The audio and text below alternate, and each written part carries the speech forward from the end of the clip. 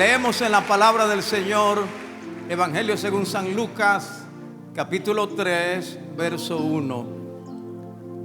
Tenemos una palabra de verdad del cielo para el pueblo del Señor. Espero que anote, que escriba, que la atesore, la guarde. Lucas 3, 1. En el año 15 del imperio de Tiberio César, siendo gobernador de Judea Poncio Pilato y Herodes, tetrarca de Galilea, y su hermano Felipe, tetrarca de Iturea y de la provincia de Traconite, y Lisanias, tetrarca de Abilinia, y siendo sumos sacerdotes Anás y Caifás, vino palabra de Dios a Juan, hijo de Zacarías, en el desierto.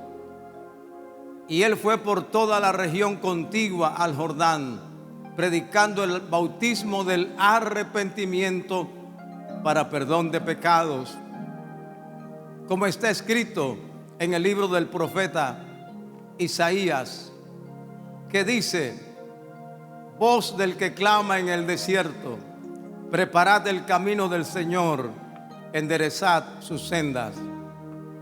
Todo valle se rellenará y se bajará todo monte y collado. Los caminos torcidos serán enderezados y los caminos ásperos allanados, y verá toda carne la salvación de Dios. Aleluya, gloria al Señor. Amén. Vamos a decir: Dios está aquí. Amén, sin duda alguna, Dios está aquí. Tome su asiento, Dios le bendiga, gloria al Señor. Muchas burbujas esta mañana. Qué bueno es que toda la familia pueda estar en la casa del Señor. Yo me alegré con los que me decían: a la casa de Jehová iremos. Y es más hermoso cuando es con la familia. Gloria a Dios. Amén. Bien. Quiero dejarle dos palabras en su corazón. La primera palabra es generación. Diga conmigo: generación. Y la segunda palabra es transición. Diga: transición. Veremos la visión de Dios para una generación en transición. El pasaje que leímos habla del inicio del ministerio de Juan el Bautista. Cuando leemos la Biblia e interpretamos mejor, con un poco más de estudio, vamos a ver que Juan el Bautista no pertenece al Antiguo Testamento, pero tampoco es realmente del Nuevo Testamento. El Nuevo Testamento se inicia con el ministerio de Jesús. Entonces, ¿qué es Juan? Juan es el precursor del Nuevo Testamento y el precursor también del ministerio de Jesús. Juan es la transición entre el Antiguo Testamento y el Nuevo Testamento. Juan es la transición entre dos grandes épocas de la historia de la humanidad. Juan el Bautista le da paso al ministerio de Jesús.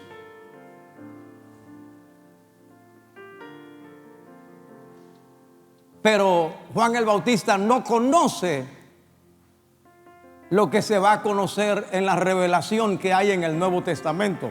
Por ejemplo, la revelación que tuvo Pedro, o que tuvo Juan, o los demás apóstoles, o que tuvo Pablo.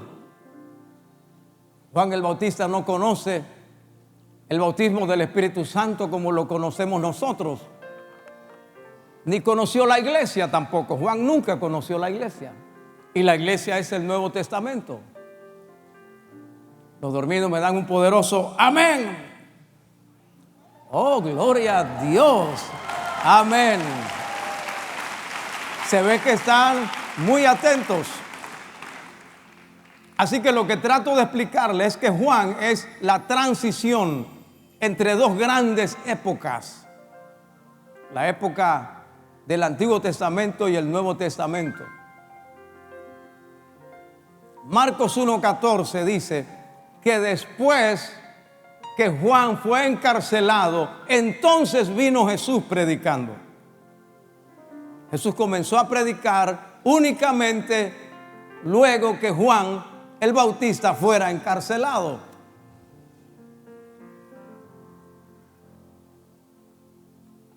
Amados, ¿qué somos nosotros hoy? Usted y yo.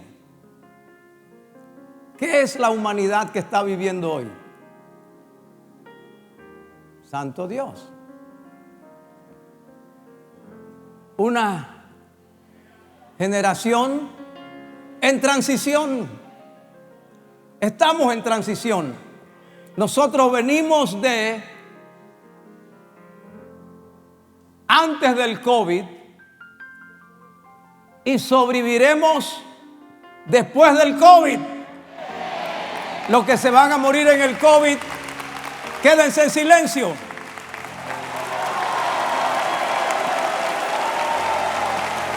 Alabado sea Dios. No moriré, sino que viviré. Aleluya. Sin embargo, nosotros no volveremos a vivir en el mismo mundo que conocimos antes de febrero de este año. Jamás ese mundo será igual. La forma de vida cambiará. La forma de trabajar cambiará. Bueno, ya ha cambiado, pero cambiará mucho más. Las grandes cadenas de almacenes cambiarán. La mayoría de las ventas alrededor del mundo se harán de manera virtual o por las grandes cadenas de venta online. La banca acabó. Ya el Yapi y ese sistema se instaló para siempre. Eso no volverá atrás.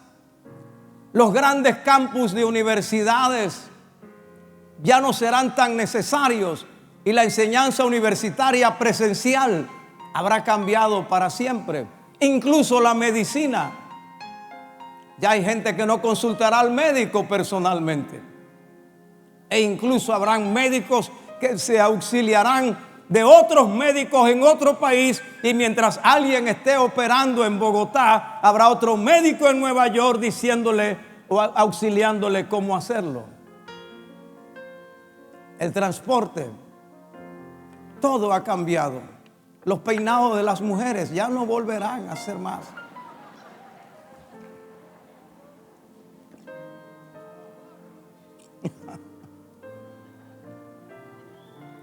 Pero todavía no sabemos exactamente cómo será el mundo después del COVID. Estamos viendo el cambio, pero no sabemos exactamente hasta dónde nos llevará esto. ¿Y qué si la vacuna hay que colocársela cada 6 meses? ¿Y qué si usted no puede viajar si no tiene la vacuna puesta? Eso no lo sabemos, pero por ahí viene la cosa. ¿Y qué si algunos viejitos se mueren con la vacuna? Eso no lo sabemos tampoco.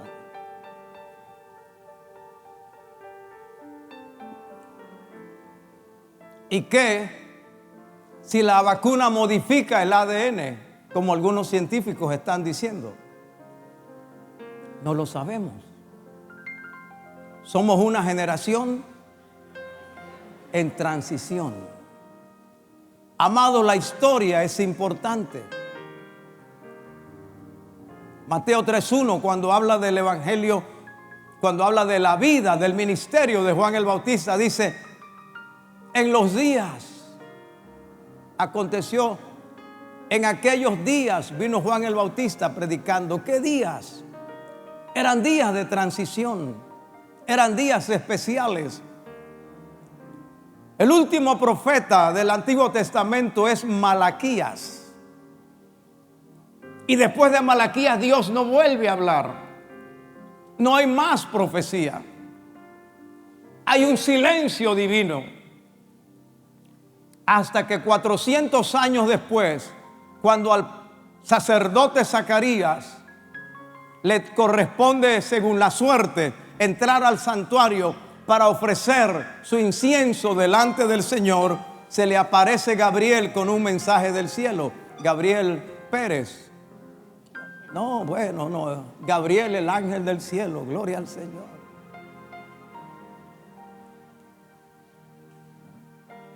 Y luego entonces de ese mensaje, Dios hace el milagro en una pareja estéril y en un hombre anciano con una anciana, y nace Juan el Bautista. Y unos 30 años después comienza Juan a predicar. Y allí se va apartando el Antiguo Testamento y va entrando el Nuevo Testamento. Juan tiene entonces un pie en el Antiguo Testamento y trata de poner otro pie en el Nuevo Testamento. ¿Cuántos trajeron sus patas? Sus pies. Un pie suyo está antes del COVID. Ahora estamos tratando de poner el otro después del COVID. Y en un tiempo más yo tendré los dos pies acá. Yo no sé los demás, pero yo tendré los dos. Santo Dios. Somos una generación en transición. Nuestros hijos pequeños que tienen 3, 4 años no sabrán lo que es esto. Se olvidarán que uno anduvo en una época día y noche a donde iba con una máscara en la cara. Se olvidarán que había gente que parecían astronautas en la calle. No lo recordarán. Guarde todas esas fotos y esos videos para que se los muestre a ellos de cómo era la cosa.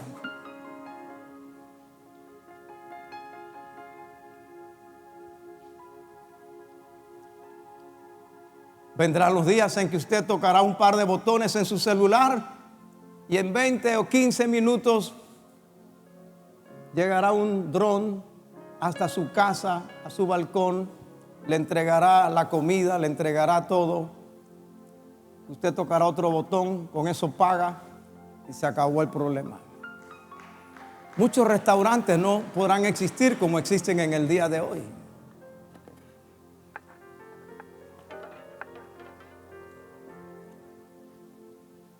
Es más, llegará el día en que usted no necesitará esto. Una luz aparecerá en su brazo y usted hará todo desde aquí.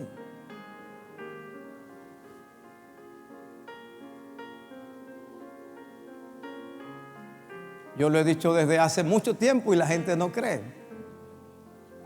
Pero un día yo no vendré aquí en automóvil. ¿Para qué? Me pondré mi mochila, tocaré un botón, se levantará. Eso ya no es imaginación. No se me muera para que vea todo eso. Somos una generación en transición. Ahora, ¿cómo prepararnos? ¿Cómo estar capacitados? No le tenga miedo al futuro. No le tenga miedo al mañana. Nuestros padres no conocieron esto. Y usted cuando comenzó a andar con esto, lo que tenía era un ladrillo.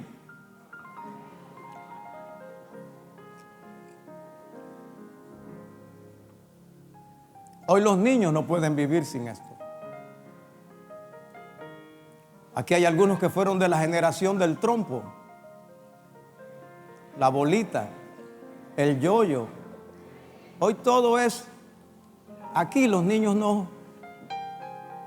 Por eso he dicho, yo vengo de una generación privilegiada, que corrimos, que nos tiramos, que saltamos, que nos metimos en los charcos, que brincamos, que nos rompimos las piernas, nos rompimos los codos, echamos sangre por la boca. Aprendimos porque aprendimos. Entonces, ¿qué lecciones podemos aprender para entrar en lo nuevo que viene en bendición y en victoria? ¿Queremos aprender, iglesia? ¿Estamos listos para aprender? Número 1, reconozca que Dios es el Dios de la historia. Dios es el Dios de la historia. Lo digo una vez más, Dios es el Dios de la historia. ¿Cómo comienza la historia del ministerio de Juan? Dice, en el año 15 de Tiberio César. Otra versión dice, en el año 15 del imperio de Tiberio César. ¿Quién era Tiberio César? El emperador romano, hijo de César Augusto, no hijo biológico, pero que él adoptó y que luego le transfiere el poder, y el Senado romano lo confirma como imperator. Cuando él tenía 15 años de ser emperador, comienza Juan el Bautista a predicar. ¿Por qué la Biblia menciona ese detalle? Año 15, y menciona al hombre más poderoso de la tierra de aquel entonces. Porque Dios es el Dios de la historia. Cuando usted vea años, edades, épocas, usted verá la historia. Para los que vivimos en Panamá, el mes que hoy concluimos es el mes histórico. Todas las fechas importantes están en este mes. Pero cuando vemos la historia, vemos como a un Dios ausente de la historia. Como si los hombres decidieran los sucesos y los eventos. He dicho una y otra vez que cuando veo la historia de mi país, solo veo una mano sobrenatural guiando los eventos y conduciéndonos para convertirnos en la nación que somos, para llevarnos a ser lo que dijeron los padres de la patria, para beneficio del mundo.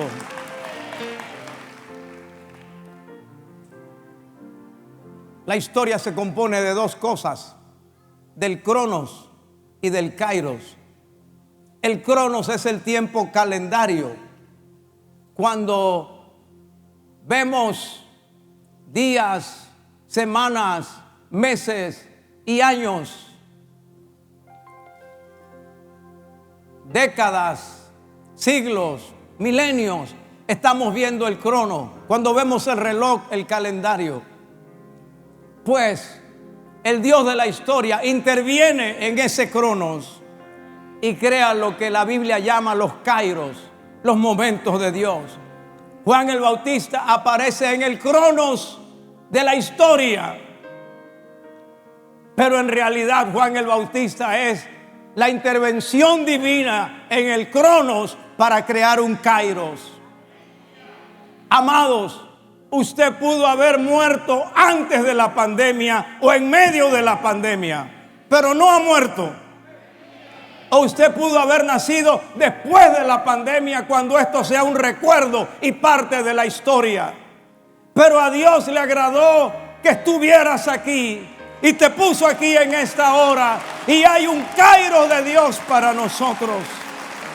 Les dije que Israel llevaba 400 años de silencio, 400 años sin profeta, sin profecía, sin hombre de Dios, sin mensaje divino, 400 años, y de pronto Dios interrumpe la historia. Creo que no somos conscientes de esto en la magnitud. Tiberio César, el emperador, no sabía que Dios estaba haciendo algo, ni se lo imaginaba. Los otros nombres que aparecen allí, Y dice, siendo Poncio Pilato gobernador de Judea. Felipe Herodes, hijo de Felipe, nieto de Felipe el Grande, tetrarca de Iturea. Y dice, de Galilea.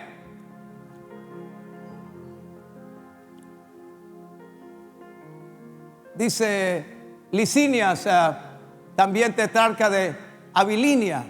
Nombres de gobernantes de la historia, de la época, que no se dieron cuenta que Dios estaba trabajando en la historia. La historia no tomará su rumbo a donde ella le da la gana. La historia tomará el rumbo donde Dios determine que habrá algo que hacer. Aleluya. Y Dios nos colocó en esta época de la historia. Aleluya. Jesús dijo, bienaventurado lo que vuestros ojos ven, porque los profetas desearon ver este tiempo y no lo vieron, pero a Dios le agradó que tú estuvieras en este tiempo. Y te quiero decir algo, en toda época de la historia Dios conserva un remanente. Era una época de la historia difícil. El versículo que sigue dice, y siendo sumos sacerdotes Anás y Caifás. Para mí eso es demasiado importante. ¿Por qué Anás y por qué Caifás? Porque son muy importantes. La Biblia no permite más de un solo sumo sacerdote. Podían haber 1000 sacerdotes. Es más, en los días en que nació Jesús dice que había más de 18,000 sacerdotes. Pero sumo sacerdote había solo uno. Pero aquí aparecen 2, Anás y Caifás.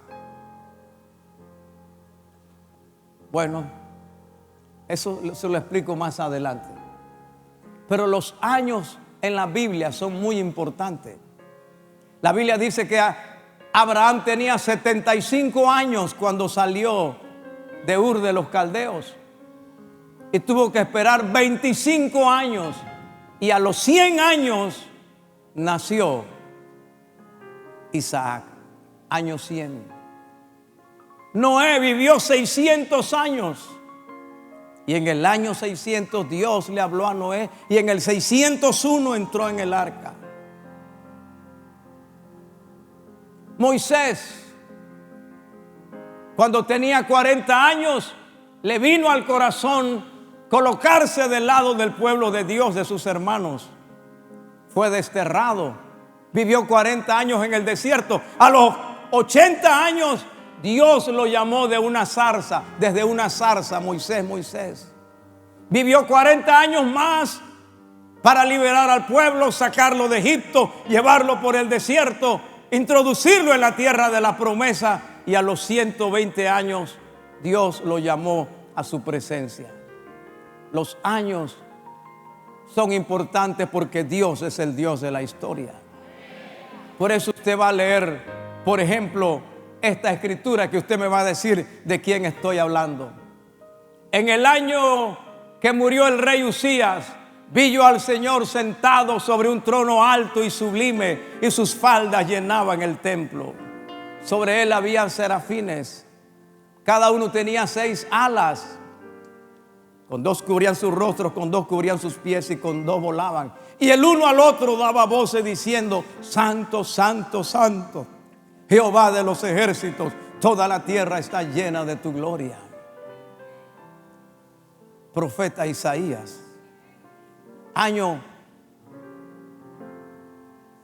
que murió el rey Usías.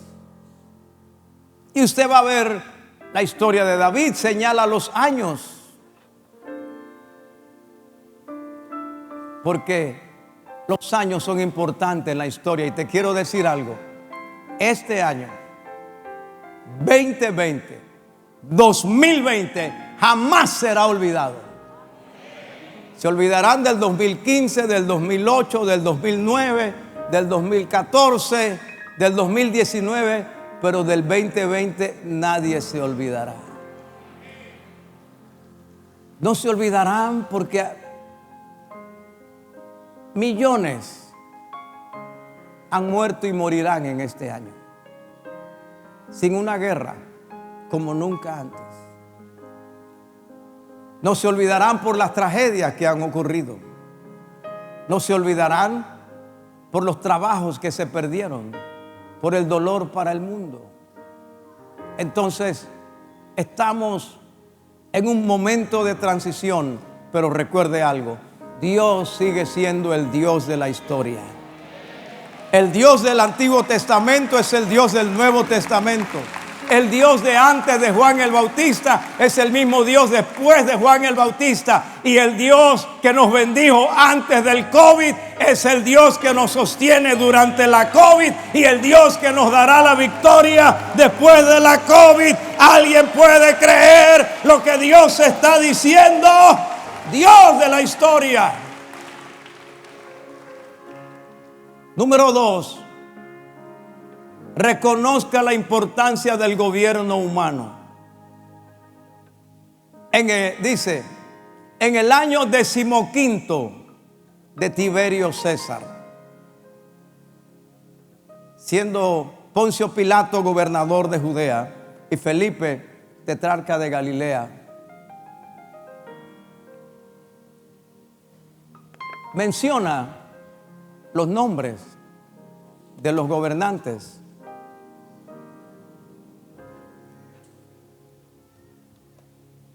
¿Qué tiene eso que ver con Juan el Bautista?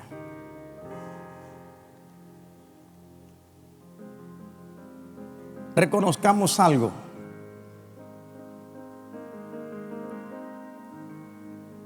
El mundo es regido por el gobierno. ¿Por qué está usando usted esa mascarilla? ¿Le gusta? ¿Quisiera quitársela? ¿Lo hará? ¿Por qué?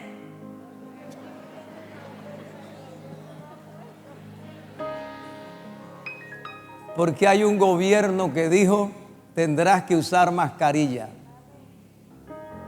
Con mascarilla vivirás hasta que pase la pandemia. Pero ahora están diciendo que aun cuando pase la pandemia tendrás que seguir con mascarilla. Y la hermana dice: ya se me están oxidando los coloretes y se me están oxidando los lápiz labial y todo eso. Pero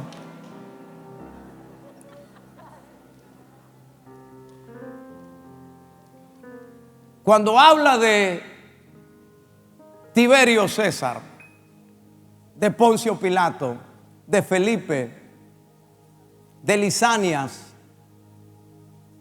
está hablando de gobierno.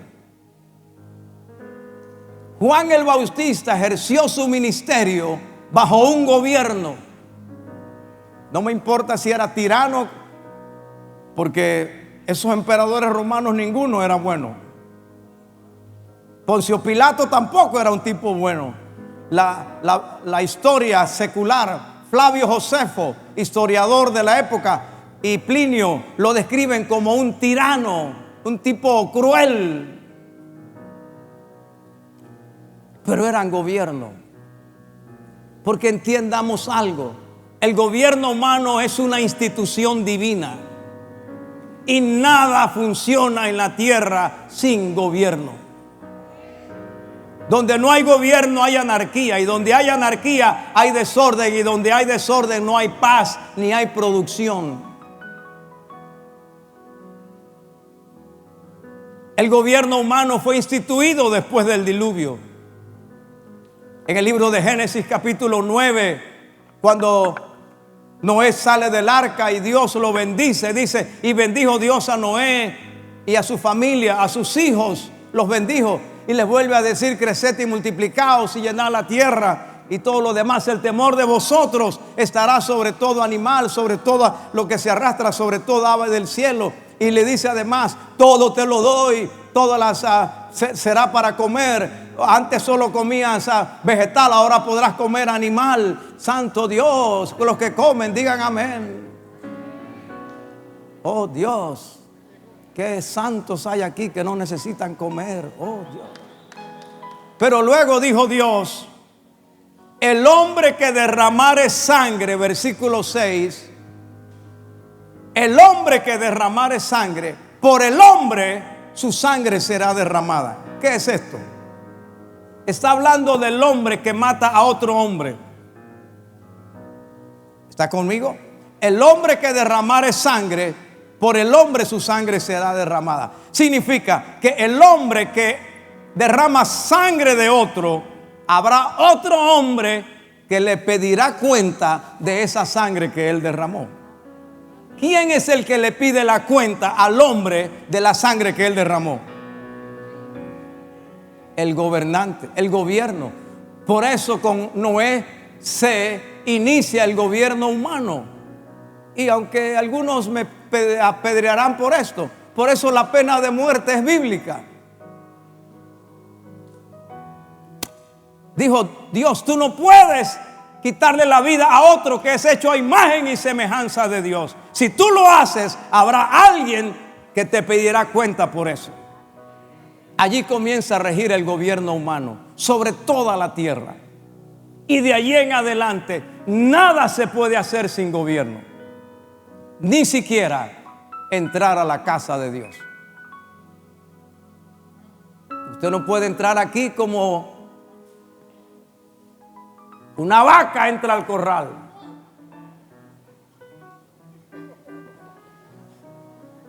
Tiene que haber orden. En todo lo que funcione tiene que haber orden. En el quirófano de un médico entra solo el que el director del quirófano dice. Se acabó.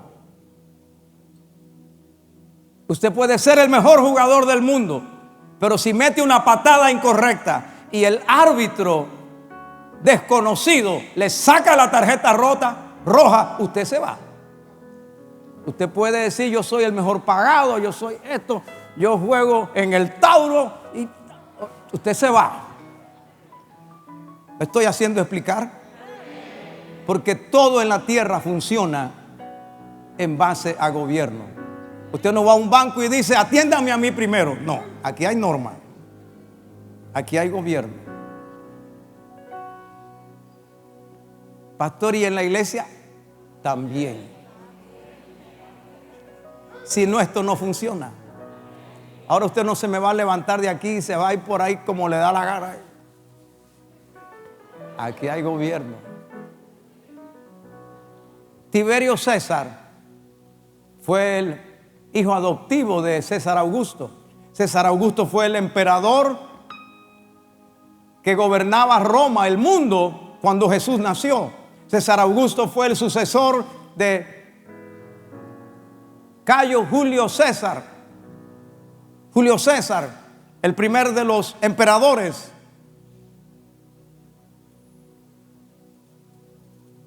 Y este Tiberio designó a Poncio Pilato gobernador de Judea. Fueron ellos los gobernantes.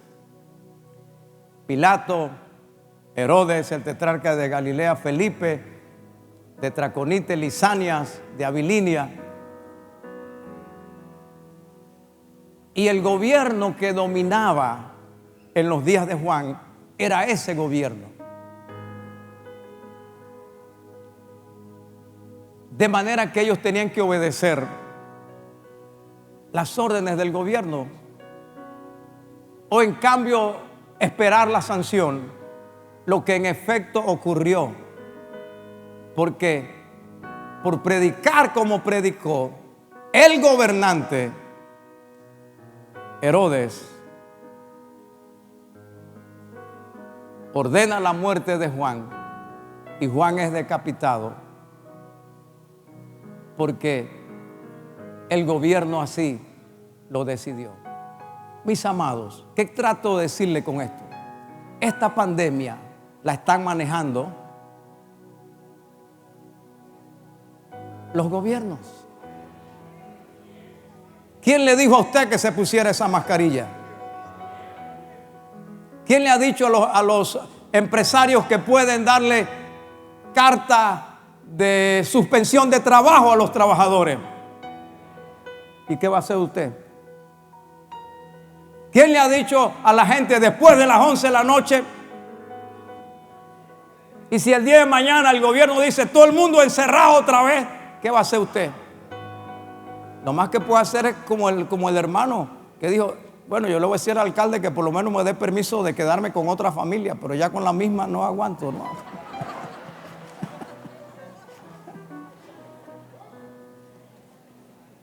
Eso nos obliga, como dice la Biblia: exhorto ante todo a que se hagan rogativas, oraciones, peticiones y acciones de gracias por todos los hombres, por los reyes y por los que están en eminencia. Todo lo que el gobierno haga nos va a afectar a nosotros, en cualquier país, en cualquier lugar. Todo lo que el gobierno haga. Por eso les digo esto: por eso hay una lucha tan grande por ser gobierno.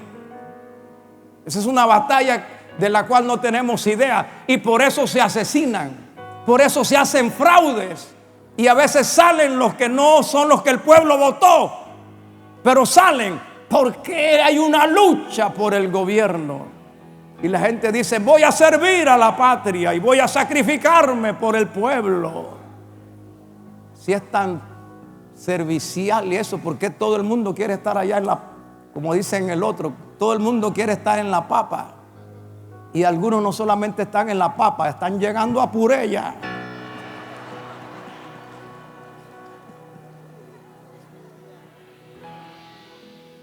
Y cuando usted sea gobierno o sea parte del gobierno, recuerde que usted es servidor de Dios. Romanos 13 dice: sométase toda persona a las autoridades superiores, porque no hay autoridad sino de parte de Dios, y las que hay por Dios han sido establecidas. Dice: por tanto, debes someterte a la autoridad, porque es servidor de Dios. 3 veces dice: es servidor de Dios. Porque no en vano lleva la espada, y lleva la espada para castigar al malo, no al bueno. Y luego pregunta: ¿quieres tú recibir recompensa? Haz lo bueno, para que recibas alabanza del gobernante, porque es servidor de Dios. Entonces, por lo cual es necesario estarle sujetos, no solamente por razón del castigo, sino también por causa de la conciencia, porque es servidor de Dios, dice el versículo 6. Por eso paga los impuestos, dice. Por eso paga los tributos, porque son servidores de Dios, que atienden a lo que debería ser interés del pueblo. Hoy tenemos una responsabilidad de orar por los gobernantes, porque detrás de esta pandemia hay muchísimos intereses. Y yo no tengo duda de que haya gente que quiera que los viejitos se mueran.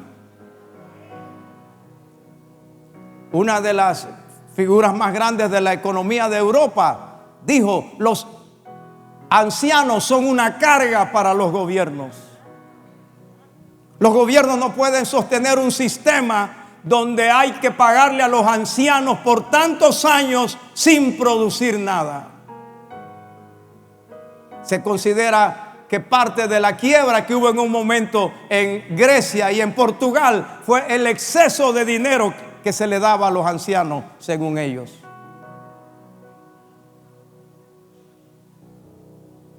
Yo no tengo ninguna duda que esta pandemia le trajo alegría a los que quieren controlar la población.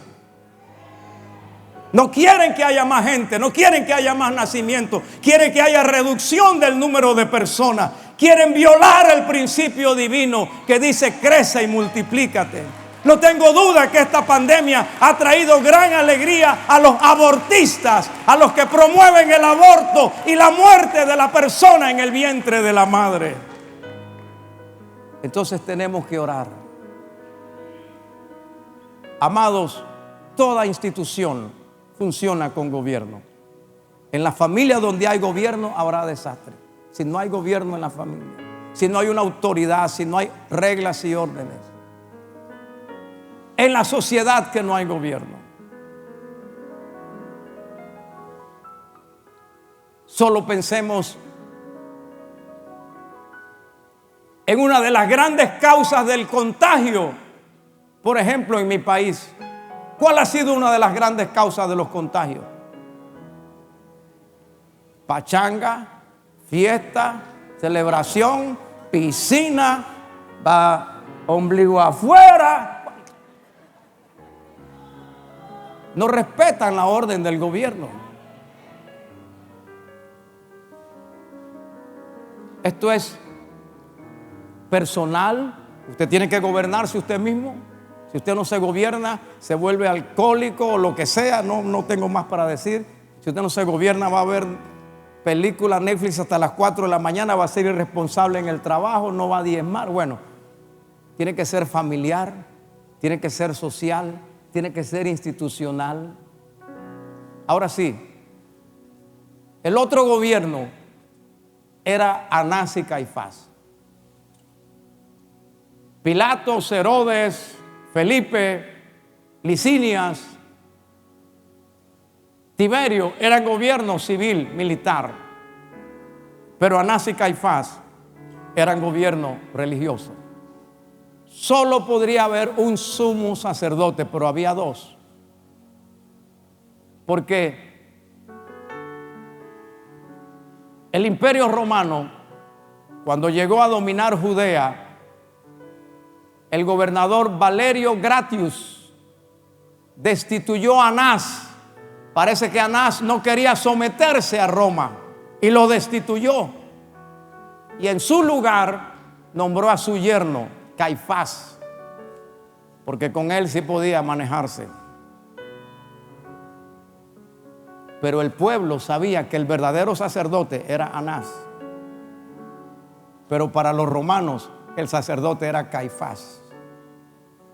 Y amados,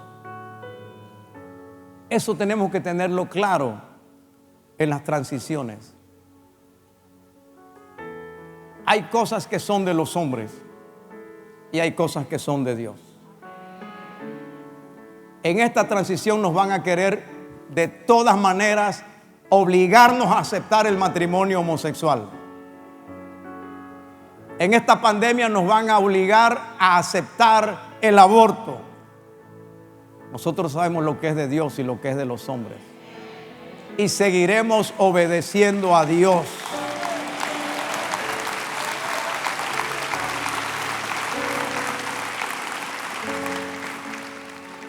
Ahora, en este cuadro aparece entonces Juan el Bautista. Es un cuadro de confusión. Y es lo que vive el mundo de hoy, en un cuadro de confusión. Pero por encima de toda autoridad está la autoridad divina. Porque los hombres no somos más que autoridad delegada. La autoridad suprema es Dios. Y cuando los apóstoles fueron azotados y se les prohibió predicar en el nombre de Jesús, los apóstoles dijeron: escoged vosotros a quién vamos a obedecer y a servir, a Dios o a los hombres. Nosotros seguiremos obedeciendo la autoridad de Dios. Termino con esto porque tenemos que celebrar la Santa Cena y seguimos en el próximo.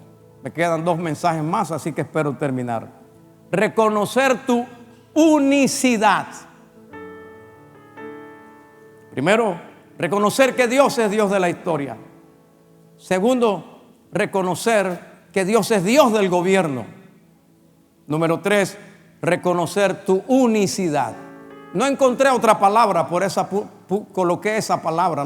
No soy filólogo ni gramático, así que mi español corto me dejó nada más esa palabra. Reconocer tu unicidad. En el año 15 del imperio de Tiberio César, siendo Poncio Pilato gobernador de Galilea y lo demás, vino palabra de Dios a Juan, hijo de Zacarías. Juan, hijo de Zacarías. Pudo haber muchos Juan, De hecho, uno de los apóstoles del Señor se llamaba Juan, pero no era ese Juan. Este era Juan, el hijo de Zacarías. ¿Sabes, mi hermano, mi hermana, que tú eres único? ¿Sabes que no hay nadie como tú? ¿Sabes que nadie tiene tus ojos? Se podrán parecer tus ojos, pero nadie tiene el iris de tus ojos. Nadie. No any one person in the world. ¿Sabes que nadie tiene tu huella digital? Eres único. Nadie habla como tú. Podrán parecerse a ti o tratar de imitarte. Mira, como decía humildemente el pastor Aurelio, yo soy yo y no me parezco a nadie. Y si alguien se parece a mí, es por mera imitación. Oh. Eres único. Amado, Juan, oye esto, Juan fue la respuesta a la oración. Cuando Gabriel viene a darle el anuncio a Zacarías, le dice: Zacarías, no temas, tu oración ha sido oída y tu mujer Elizabeth concebirá y dará a luz un hijo. Zacarías y Elizabeth oraron por años y por años y por años y no recibieron respuesta. Y cuando ya pensaban que no la iban a recibir, dijo Dios a Gabriel: ve y dile que su oración ha sido oída. Amado, yo te quiero decir, alguien oró por ti. Te lo garantizo. No sé si fue tu padre o tu madre que ya conocían al Señor, o tu compañero de trabajo, pero hay alguien que oró por ti. Alguien que en un ayuno presentó tu nombre. Alguien que clamó al Dios del cielo. Yo sé que entre los que me escuchan hay miles que en este momento reconocen: mi madre oró por mí por tanto tiempo. Yo sé que hay alguien que sabe que su hermano en la carne, que ya conocía al Señor. Hay alguien que sabe que en la iglesia se hacían oraciones y peticiones. Hay alguien que sabe que el nombre de él lo traían a la vigilia, lo traían a los ayunos. Hay alguien que sabe que vio a un pastor de rodillas orando por el que seguía por radio, por televisión. Pero tú no eras el único. Se oraban por miles, pero a ti Dios le agradó tocar tu corazón. Alguien va a creer conmigo: yo soy la respuesta a la oración de alguien que le creyó a Dios. Aleluya. Eres único. Soy único. Gloria a Dios. Reconocer, oye esto, que eres una demostración de lo imposible. Eres único porque eres una demostración de lo imposible. Zacarías era anciano, dice la Biblia. Su mujer Elizabeth era anciana. Le había cesado la costumbre de la mujer. Era imposible que ella se saliera embarazada. Era imposible. Pero ahí está Juan el Bautista. Amados, hay gente que me escucha por la cual no darían un centavo. Hay otros que era imposible que se convirtieran. Hay otros que era imposible que fueran sanados, o imposible que salieran de la droga o de la adicción. A otros que era imposible que se casaran. Ese tipo que va, eso era imposible. Oye, se casaron con mujeres y hasta bonitas. Santo Dios. Eres un ser único. Gabriel dio profecía, dio palabra para Juan el Bautista. Antes de ser concebido dijo: este será grande, será llamado Hijo del Altísimo. Preparará el camino del Señor. Será el cumplimiento de Isaías 40. Cuando nació y fue dedicado, su padre Zacarías profetizó sobre él. No tengo tiempo para esto, pero Lucas 1, 76 al 79 dice que Zacarías le dijo: y tú, niño, hijo del Altísimo, serás llamado. Irás en el poder y la autoridad de Elías. Hará volver el corazón de los padres a los hijos. Llamarás a la prudencia. Prepararás los caminos del Señor. Había una profecía sobre esa vida. Eres único, porque Dios ha dado una palabra para ti. Yo dije, Dios ha dado una palabra para ti. Tienes una palabra de Dios. Jeremías 1:5 dice: antes que te formase en el vientre te conocía, y antes que nacieses, tú y yo, antes que naciese te santifiqué y te di por profeta a las naciones. Antes de nacer.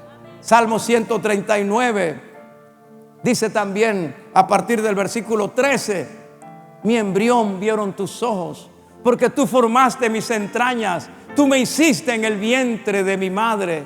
Allá entretejido en el vientre fui formado. Aunque era oculto, allí fui formado, sin que faltara ninguna de tus obras. Estoy maravillado, mi alma lo sabe muy bien. Y dice también: no fue encubierto de ti mi cuerpo, bien que en oculto fui formado y entretejido en lo más profundo de la tierra. Mi embrión vieron tus ojos, y en tu libro estaban escritas todas aquellas cosas que fueron luego formadas, sin faltar una de ellas. Eres el plan de Dios. Alguien levante su mano y diga: soy el plan de Dios. Soy un ser único, y Dios no me abandonará ni me dejará, porque soy un ser especial para Él. Nadie me ama como me ama el Señor. Eres el cumplimiento del destino. Voy a suspender porque se acabó el tiempo, pero no se pierda los 2 mensajes que siguen, por favor, porque somos una generación en transición, porque sobreviviremos al COVID. Seremos la generación que vino antes del COVID y glorificará a Dios después del COVID. Alguien levánteme su mano y prepárese para eso. Mire,